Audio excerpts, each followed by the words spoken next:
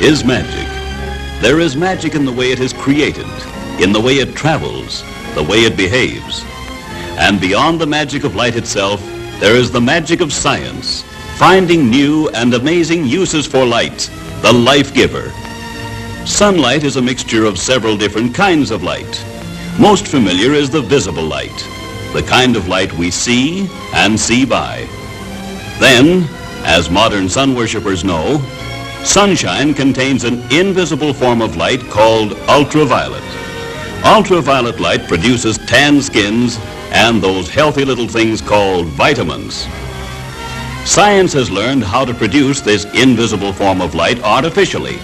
And now, without leaving our homes, we can turn winter into summer. The scientific ultraviolet light generator is arranged to remove all of the visible light and project a strong beam of invisible black magic light. One of the most amazing things about ultraviolet light is its ability to help us see things which by ordinary light are impossible to see. The radiations of pure ultraviolet light produce a strange effect called fluorescence.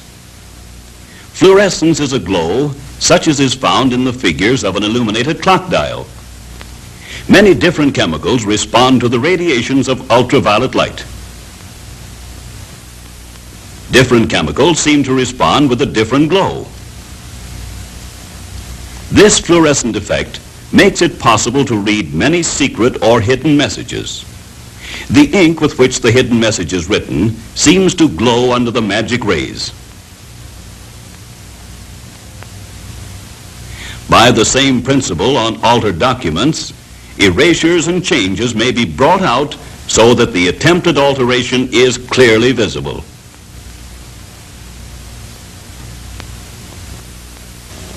Mixed in with the visible sunlight and the ultraviolet light is another magic light that our eyes cannot see, but which we can feel as heat. These invisible rays of heat, which form so large a part of sunshine, have been given the name infrared light. Infrared light has no visual effect on our eyes. So in order to see its results, we must use a camera containing a special film which is sensitive only to infrared light. To furnish invisible light for the infrared camera, we will use these big electric units which produce no visible light at all. And now, for the first time on the motion picture screen, we are going to see a picture made entirely by infrared light in a dark room. There go the lights. And here is the picture taken by the infrared camera. And remember, to the eye, this girl is in total darkness. Infrared light is very penetrating in its effect. With it, for example, we can even take the young lady's picture while she's hiding behind a screen coated with rubber.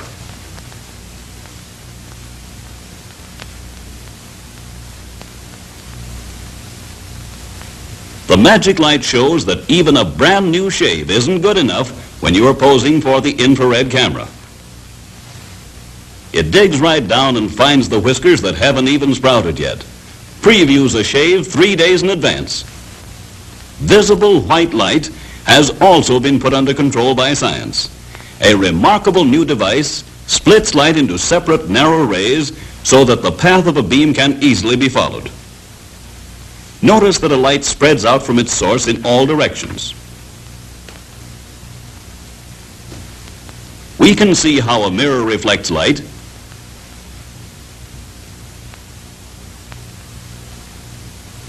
how a prism bends the rays in different directions,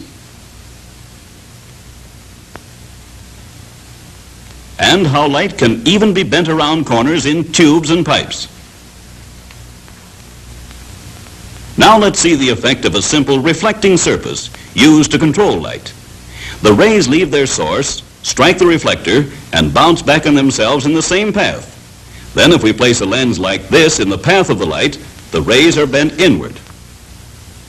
Now let's try another type of lens, similar to the lens used in automobile headlights. Instead of bringing the rays together at a point, this lens bends them so they go out in parallel lines. In the motor car headlight, the new system of light control makes use of the type of reflecting surface called a parabolic reflector. No matter at what angle the light rays strike the reflector, they are bounced back in an even parallel path. The actual mechanics of this new headlamp are somewhat similar to previous two-beam lamps. When we are driving in the country, light from the central filament is used, and an intense beam of light is reflected straight ahead and far down the road. When we switch to the passing beam, another filament only a few thousandths of an inch away is lighted, and the beam is now aimed down and to the right of the road. A more accurate lens has been designed to direct light farther ahead in the driving beam, and more light on the right side of the road for the passing beam. Then the whole unit has been sealed airtight, so that air and moisture, tarnish and rust cannot cut down its efficiency. And so today, we drive with headlights that apply the latest principle of scientific light control. Headlights suited to the speeds at which we travel.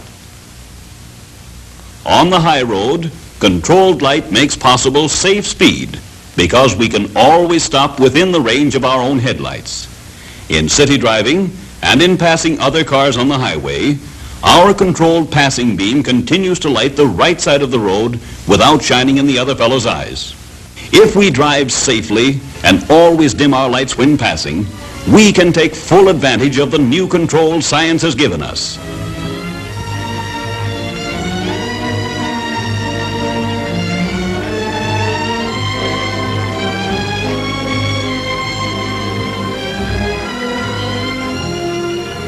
And in the laboratories of today, science is working on the light of tomorrow, seeking still more numerous ways of using it to make life for all of us better and safer. Who knows what miracles are yet to come from the amazing development of visible and invisible light when the magic light of tomorrow comes into its own.